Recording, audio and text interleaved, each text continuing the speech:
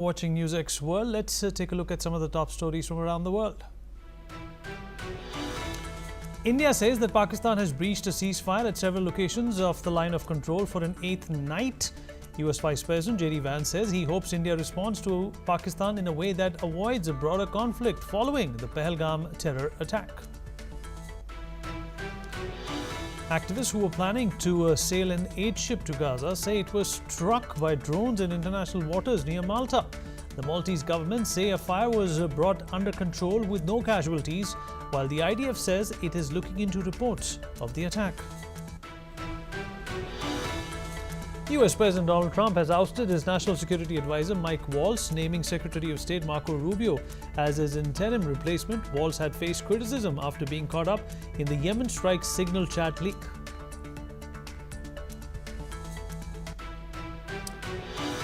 Ukrainian President Vladimir Zelensky says the US minerals and resources deal is truly equal, as the US has called it a total economic partnership. Russia says America has broken Kyiv, says that Ukraine will soon disappear.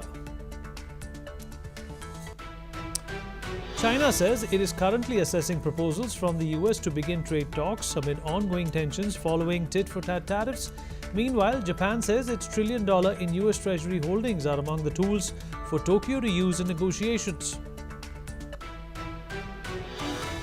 A fourth round of talks between the US and Iran over Tehran's nuclear program has been postponed for logistical and technical reasons. Talks between Iran and European nations set for today have also been postponed. A federal judge has blocked Donald Trump's administration from using the Alien Enemies Act to deport Venezuelans from Texas, saying it is unlawful and little-used wartime law had been used by Trump to deport alleged gang members. And the final hours of campaigning are taking place in Australia ahead of the federal election tomorrow. The cost of living, energy and the welfare among are some of the big policies, with current Labour Prime Minister Anthony Albanese set to face up against coalition leader Peter Dutton.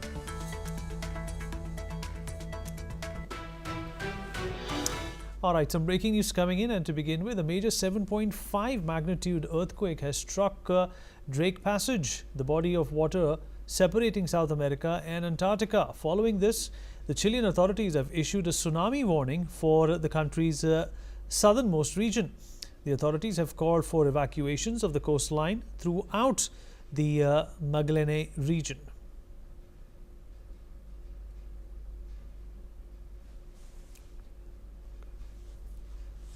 Alright, moving on. In a notable shift in tone, China says it is currently addressing recent US proposals to begin trade talks, a move that could potentially open the door for negotiations between the world's two largest economies. A spokesperson for China's Commerce Ministry said that Washington had sent multiple messages through various channels expressing interest in starting talks. And as per the spokesman, Beijing is now evaluating those overtures. These signals and this outreach is a softening in China's previously hardline stance amid increased tensions that were sparked by Trump's sweeping tariffs. Trump has repeatedly claimed that negotiations with Chinese officials are already underway, but those claims have been flatly denied by Beijing. China has reiterated that any talks would require the US to demonstrate sincerity by reversing its tariff hikes and correcting what it called wrongdoings. US Secretary of State Marco Rubio said this week that the tariffs have seriously damaged China's economy, causing job losses and leading Beijing to seek talks.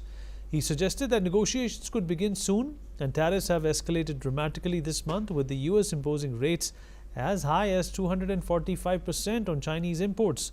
As both sides weigh their options, Beijing made clear that it will not be the first to blink. In a video shared earlier this week, China's foreign ministry said that the country would not kneel down to what it called America's bully tactics. Alright, Andrew K.P. Leung, independent Chinese strategist, is joining us at this point in time. Andrew, appreciate you taking out the time and speaking with us. Well, 245% is a lot, but what is actually going on over here? If you're privy to the inside information, Donald Trump says that there is an agreement being discussed with China. The Chinese authorities are denying this. What exactly is going on over here? Well, one has to look at the dynamics and see which side has a stronger card in President Trump's words.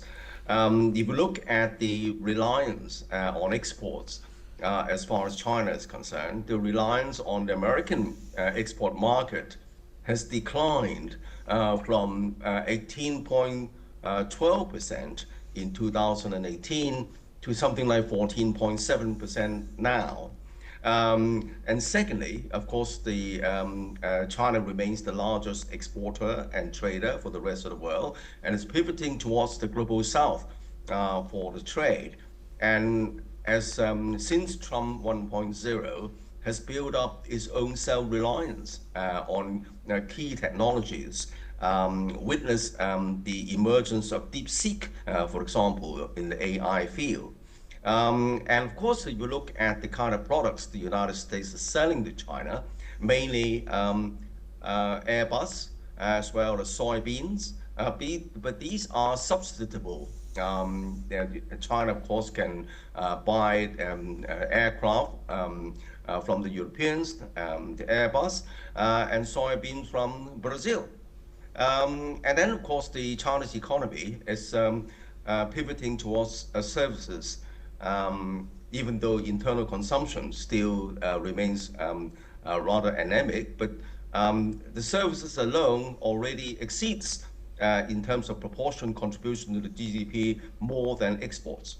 So I think you look at the dynamics, and it's clearly the United States depend on China's products more than the other way around. But if you go to any supermarket in the United States, nearly all of the products are made in China.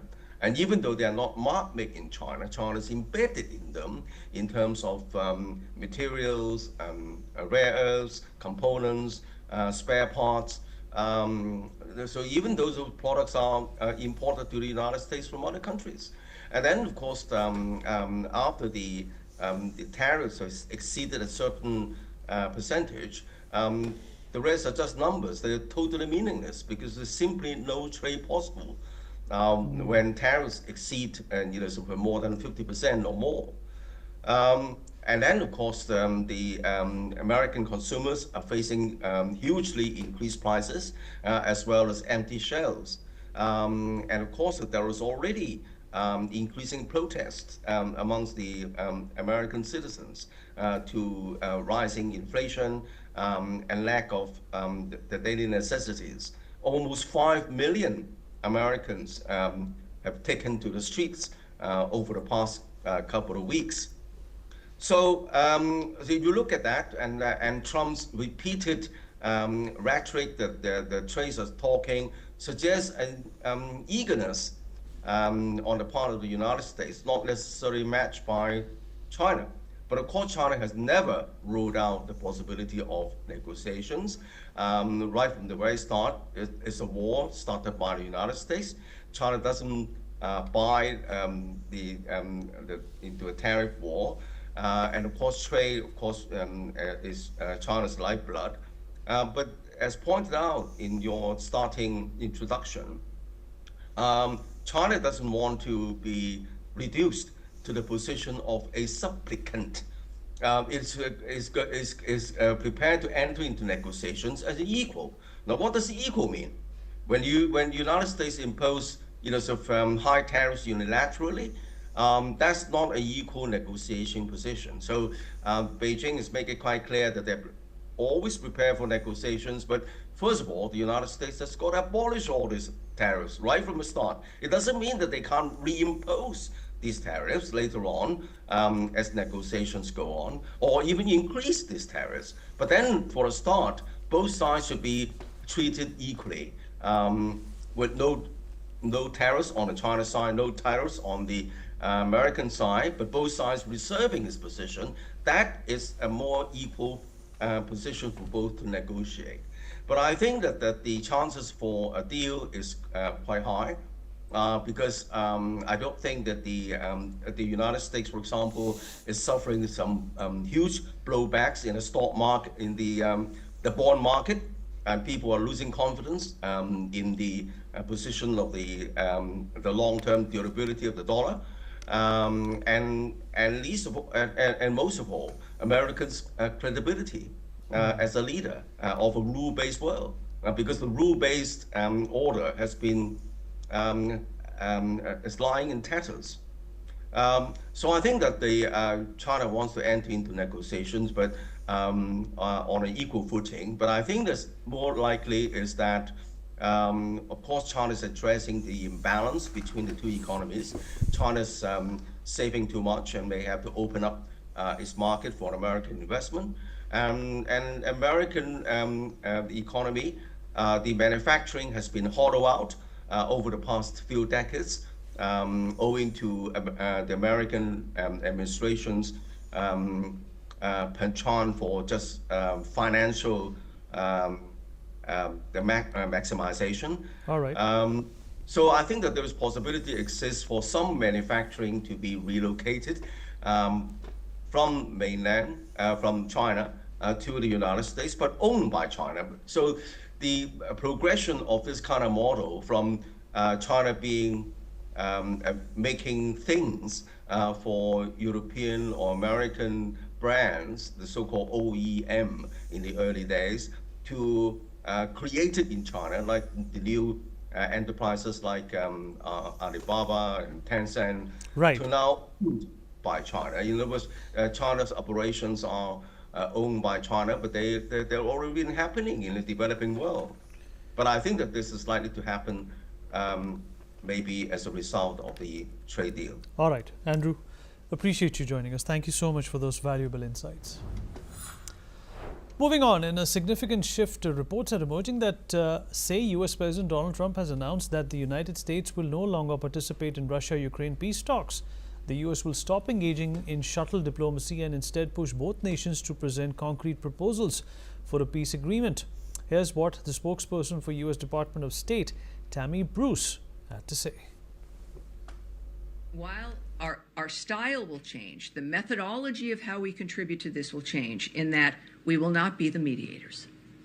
That is what I mentioned on Tuesday, and the nature of how this would change is we certainly were still committed to it and will help and do what we can, but we are not going to fly around the world at the drop of a hat to mediate meetings, that it is now between the two parties, and now is the time that they need to present and develop concrete ideas about how this conflict is going to end. It's going to be up to them.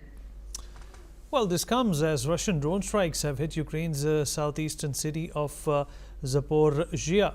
And according to the city's regional governor, Ivan Fodorov, at least 29 people, including a child, were injured after the attack. 10 strikes set buildings ablaze and damaged homes, schools and infrastructure. 3 people were pulled from the rubble. 12 remain in the hospital. Meanwhile, Ukraine's Air Force said it shot down 64 out of the 150 drones. Another 62 failed to hit their targets due to electronic countermeasures. In a separate incident, authorities have arrested a 59-year-old man in Greece for allegedly spying on military convoys. The Greek man confessed to sending photos and videos of Ukraine-bound supplies to Russia. He faces up to 10 years in prison for espionage. The arrest underscores ongoing tensions as Greece supports Ukraine while maintaining historic ties with Russia. All right, Jim Rice, professor of international law, is joining us at this point in time. Mr. Rice, appreciate you joining us.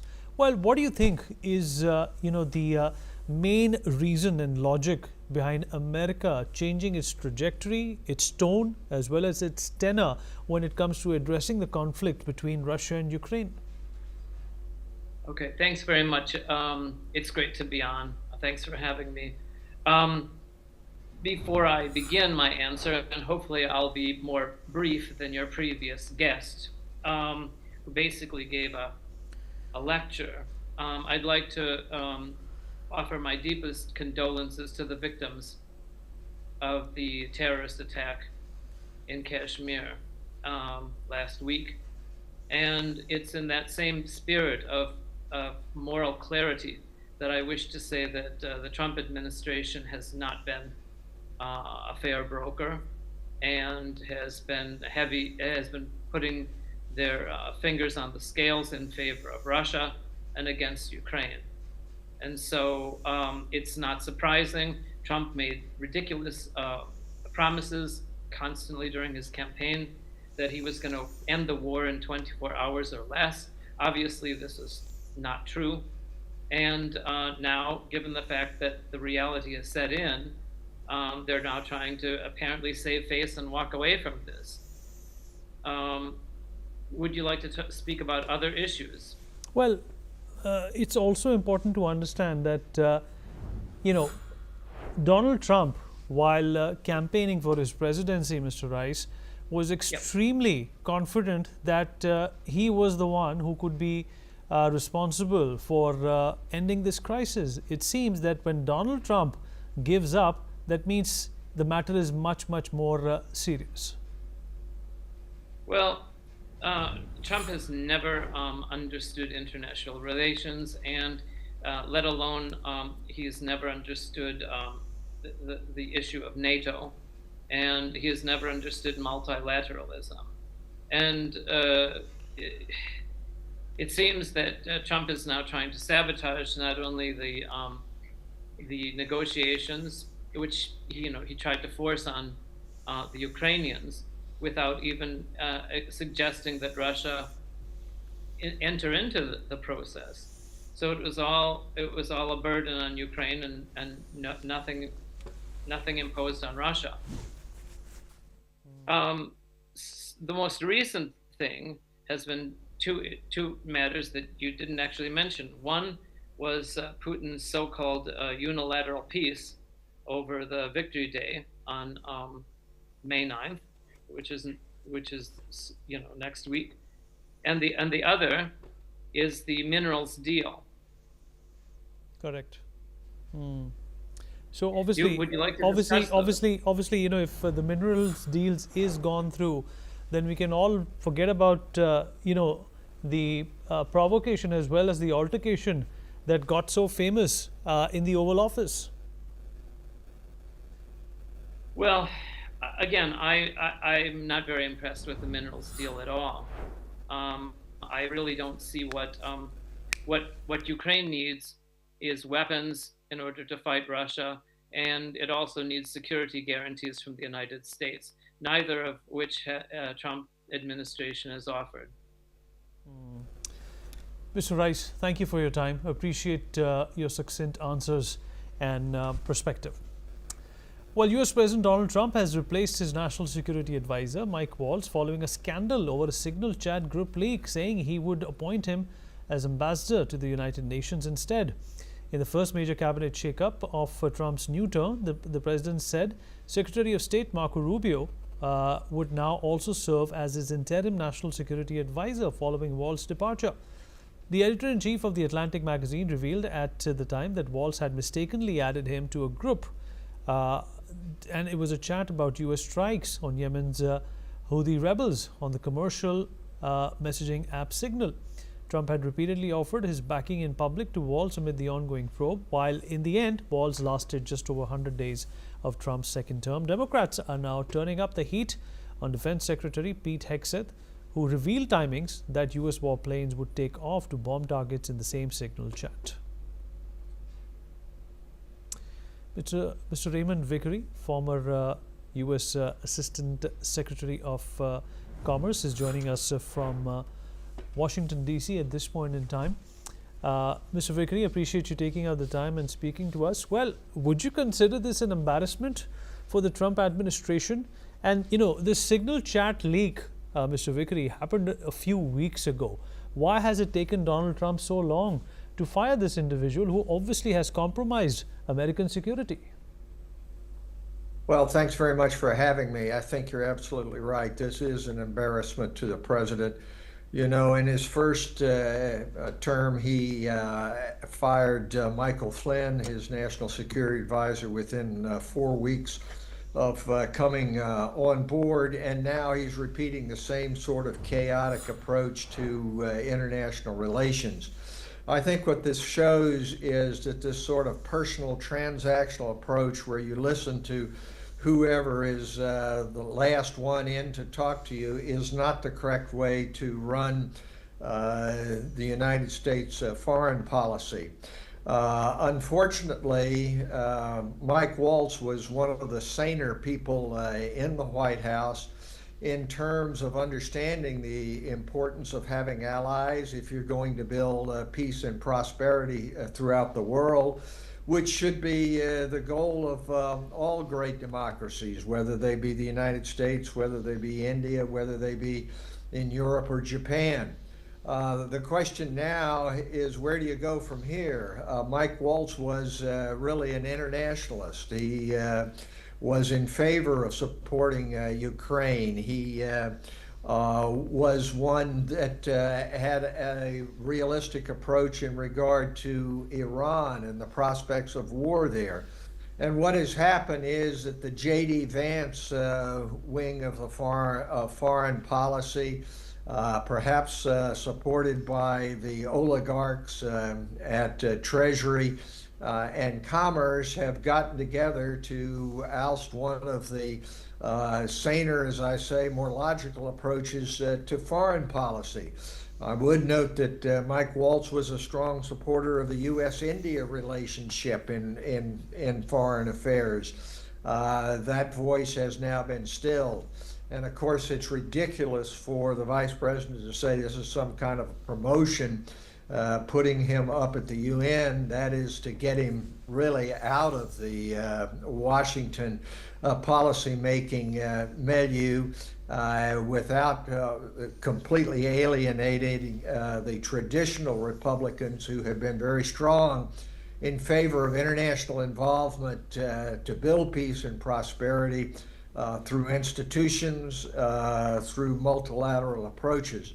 So this is a sad and dangerous time, but it's typical of what's happening in the Trump administration. And now it's up to other great democracies, such as India, to try to fill in some of the gaps and rise to the occasion to provide not just protection of their own borders, but trying to reinstate some institutional, organizational approach as opposed to a personal, transactional take on almost everything that comes along. And Mr. Vickery, what do you make of the first 100 days for Donald Trump? His ratings are abysmally low. In fact, the last time somebody had such low ratings, an American president had such low ratings, was in the 1930s and 40s. And of course, that's a different era and time altogether. What do you make of Donald Trump's, unpopularity going through the roof in the last few weeks? Well, I think that finally some people are waking up to the fact that the man is not qualified to be president of the United States. There were those who wanted some change, who saw difficulties with President Biden and his age, who really were not Republicans or Democrats necessarily, but independents. And too many of those people went along with Donald Trump. And now people are seeing that the kind of narcissistic mania which is on exhibit in the rallies, in any appearances on his social media, are contrary to their own interest. The stock market has had the worst month since 1932 in April. Things are not going as planned in regard to the so-called Liberation Day. He had to back off from that. So, in a word, chaos is what is ruling, and people are seeing it. They may not have understood during the campaign because President Trump is a very good reality TV host. That's what he did for 14 years, and that's the way he made his mark publicly. But it takes a lot more than that to be president of the United States.